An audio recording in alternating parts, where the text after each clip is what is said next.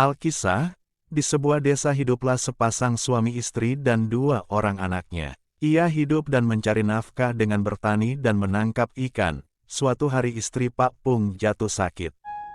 Hingga akhirnya ia harus meninggal dunia. Pak Pung di samping bekerja di ladang, mencari ikan, ia juga harus mengurus kedua anaknya. Semakin hari Pak Pung merasa semakin terbebani. Suatu hari ada pesta panen di desa tersebut. Pak Pung jatuh cinta kepada seorang gadis cantik di desanya dan mereka menikah. Hidup Pak Pung bahagia sepasang keluarga bersama kedua anaknya. Namun kebahagiaan itu tak bertahan lama. Semakin hari, tabiat buruk sang istri semakin terlihat. Terutama kepada anak-anak mereka, sang istri selalu berlaku kasar dan sering menghukum anak-anak tersebut tidak memberinya makan. Kedua anak itu disuruh mencari kayu bakar di hutan.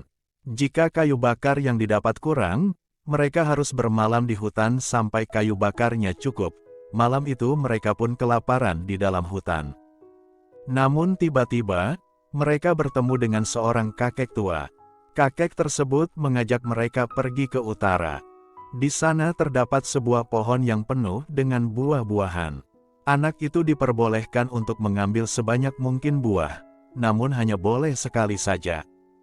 Keesokan harinya, keduanya pun pulang ke rumah.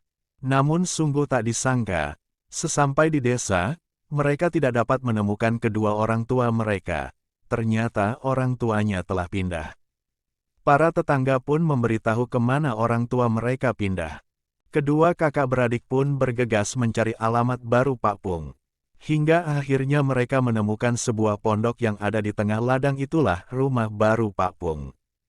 Karena kelaparan, mereka masuk ke dalam rumah tersebut untuk mencari makan. Dan mereka menemukan nasi ketan di atas periuk panas. Mereka pun menyantap habis nasi ketan tersebut hingga kenyang. Keduanya pun keluar rumah untuk mencari udara segar.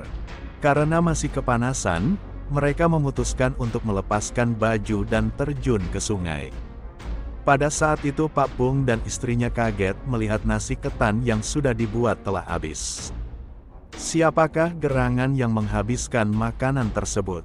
Mereka pun menelusuri jejak dari bekas-bekas makanan yang terjatuh di tanah. Hingga akhirnya mereka sampai di pinggir sungai. Dari dalam sungai, Pak Pung dan istrinya melihat 2 ekor ikan sedang timbul tenggelam.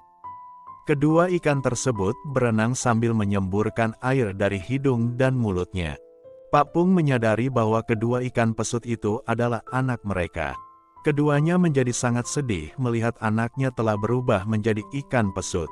Khususnya sang istri, ia pun akhirnya menyesal segala perbuatannya kepada kedua anak tirinya itu. Nah, itulah cerita mengenai asal-usul pesut Mahakam. Sebuah cerita rakyat Kalimantan Timur yang melegenda.